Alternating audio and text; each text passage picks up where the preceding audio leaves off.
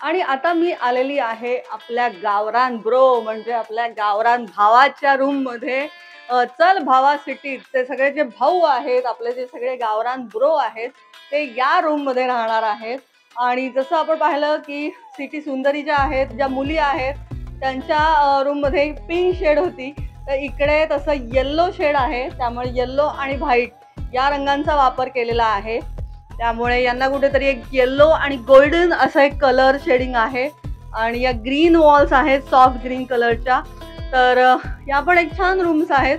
त्यांना I am sure मस्तच वाटेल, कारण गावात कुठे लहान रूममध्ये ते राहत असतील, पण इथे त्यांना एवढी मोठी रूम पाहायला मिळते, राहायला मिळणार आहे.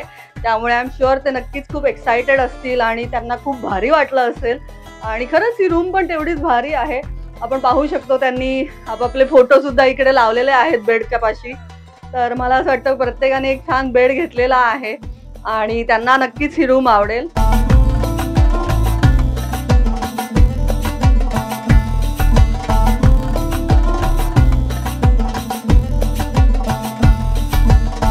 आणि इथेही कुठेतरी येल्लो व्हाईट कर्टन्स आहेत आणि एक छान बेड्स आहेत सजवलेले.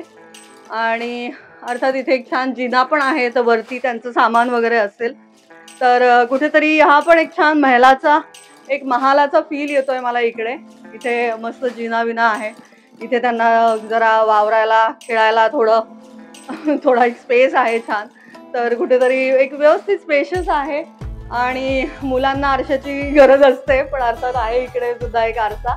जसा मुलींचा आरसा होता तो खूप छान एक साईड टेबल होतं, पण हे एक छोटासा इकडे आरसा पण ठेवलेला आहे.